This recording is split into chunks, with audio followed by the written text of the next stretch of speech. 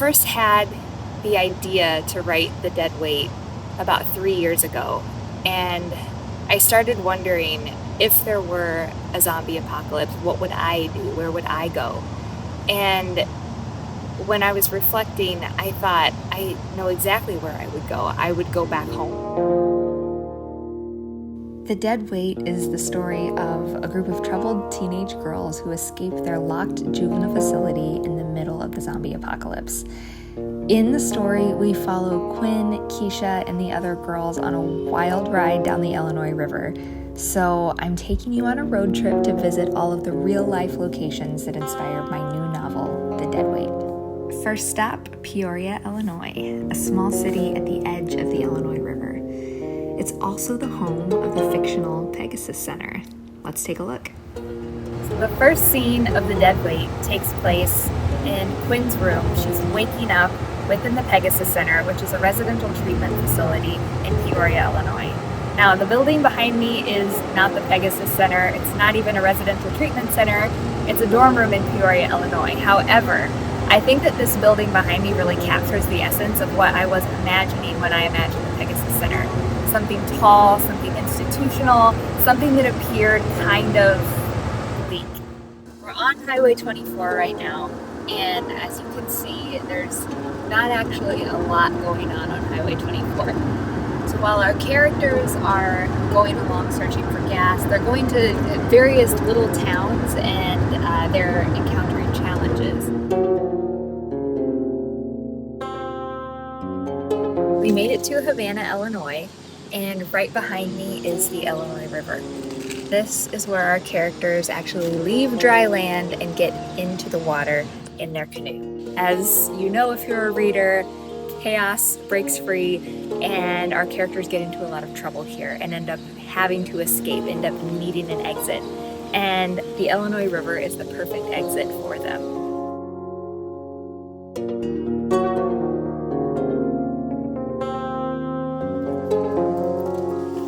So we made it to Naples. This is the Botel. Right off the river here is where Quinn and Keisha and the rest of the crew would have come up from the river to start looking for gear, for supplies. I think this Botel would be the absolute perfect place to stop in an apocalypse. For one, it's a really quick getaway. If you go in, things go wrong, you can jump right out into the river. It's just a few steps away, so there's a quick getaway. Not only that, this Botel is vast. It's got a lot of supplies, a lot of people come to eat here, so you know it's stocked well. I won't give away any spoilers, but this is one of my favorite parts of the book where things start to get really interesting. One of the other things that I really like about the Botel as a sanctuary, and one of the reasons why I think it would be a great place to stop, is the isolation.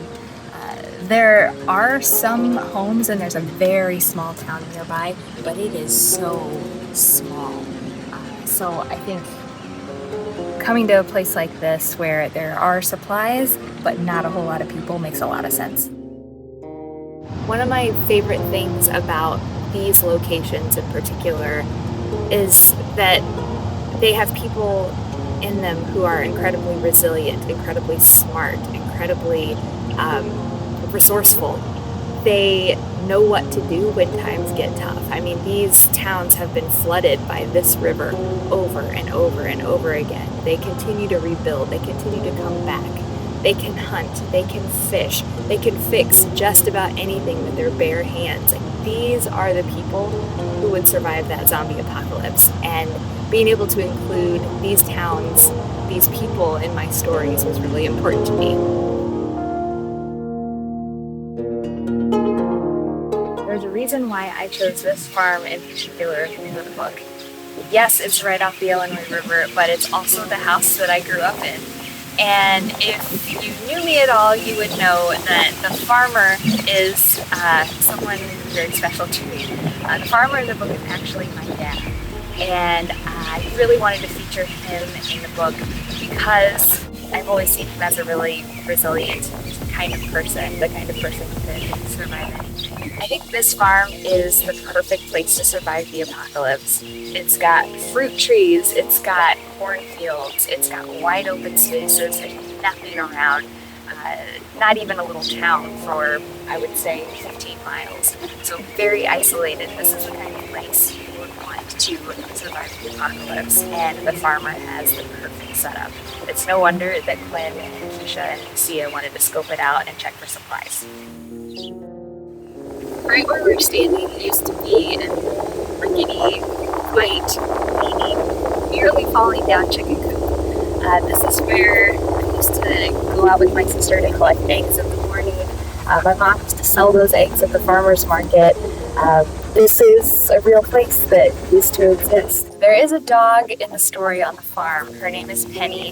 And yes, Penny was a real dog. She was my dog. And yeah, she was a really terrible guard dog also.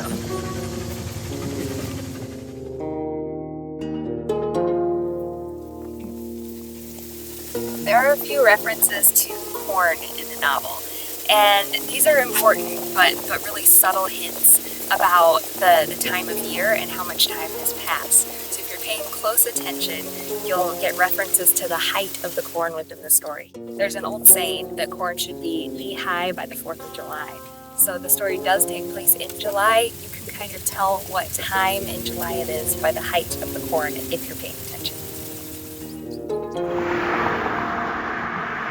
On day 2 of the road trip, taking a look at all of the places that inspired the new novel, The Dead Weight, and we have come to the bridge. We're driving on the bridge now. So this is where our characters meet the farmer for the second time, and as we know, if you have read this far, this is where things start to get really crazy.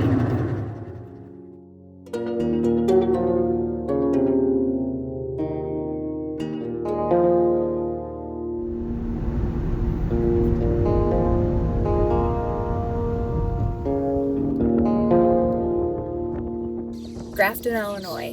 This is where the Illinois River meets the Mississippi River, and this is an important part of the story. They're almost to St. Louis, and they want to get some more gear. So this is where they hop off, and they find a little bit of fun further in town.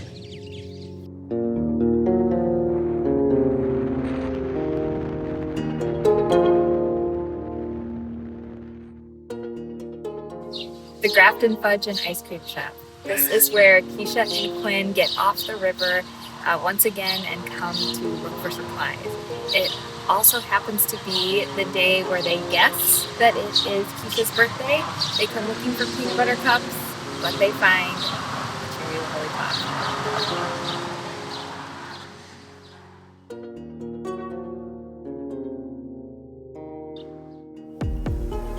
We've reached the bitter end. This is the floating casino.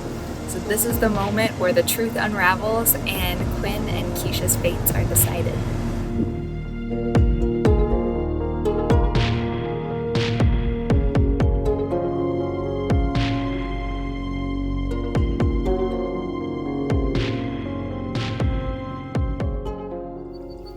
So this is the end of the road trip. We have officially visited all of the locations that inspired my new novel, The Dead Weight. And it's been really fun to look back at these places that have meant a lot to me. We visited places where my mom used to work. We visited my dad's farm. I had my 21st birthday at this floating casino. So each of these places was a memory for me, and it was really fun to bring them to life in a new